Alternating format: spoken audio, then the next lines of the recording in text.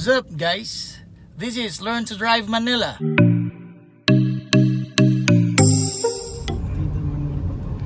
Yes, ano sir? Partida, manual pa to. Okay.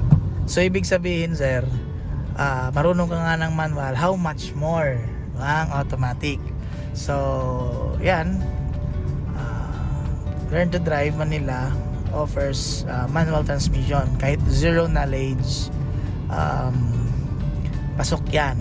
O gusto namin, zero knowledge or refresher's training para talaga makapag-provide kami ng service para sa gustong mag-drive sa kalsada with manual transmission, kasi malaking advantage ang training natin since kung marunong ka na ng manual, ayun, sa automatic kaya mo na din yan, sir, no?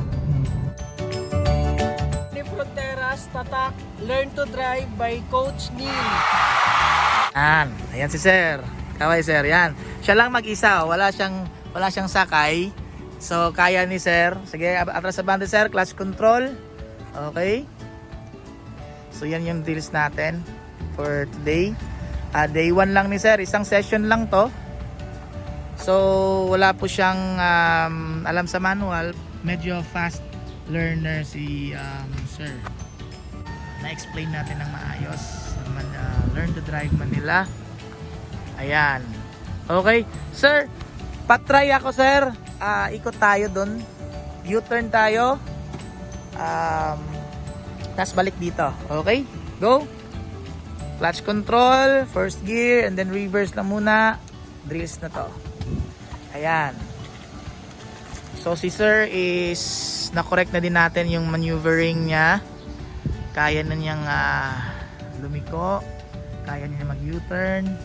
Guys, ayan yung progress niya. Isang session lang siya for manual. Ayan, tama yan. Gilid muna natin yung sasakyan, no?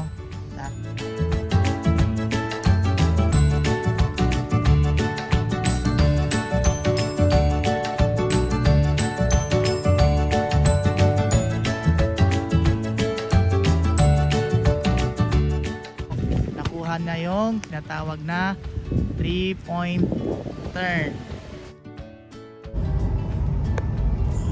Okay, yan, dito tayo. Steady lang tayo sa lane na to, ha? G sir Hani Fronteras. Tapos ko lang, okay? May dadawid. Yan si Kuyang Guard, tumawid. Okay, nice.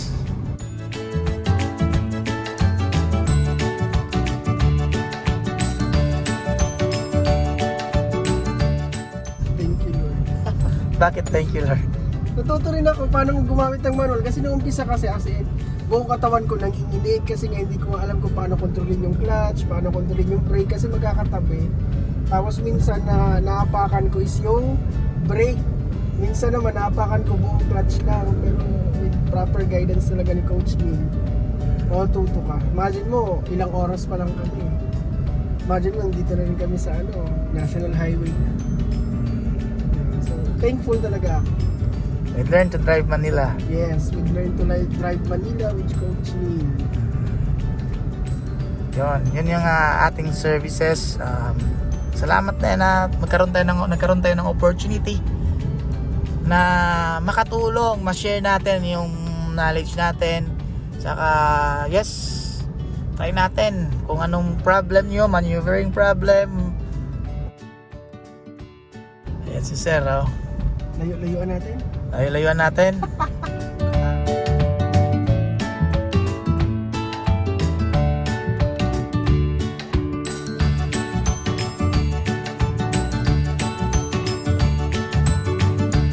So full clutch and brake, sir. Full clutch and brake. Okay, first gear. Full clutch and brake, first gear. Okay, tapos do the drill. Paggawa ng sakyan ng motor, okay, good. So hindi na namamatayan talaga. Hindi na namamatayan. Gamayin mo na, sir.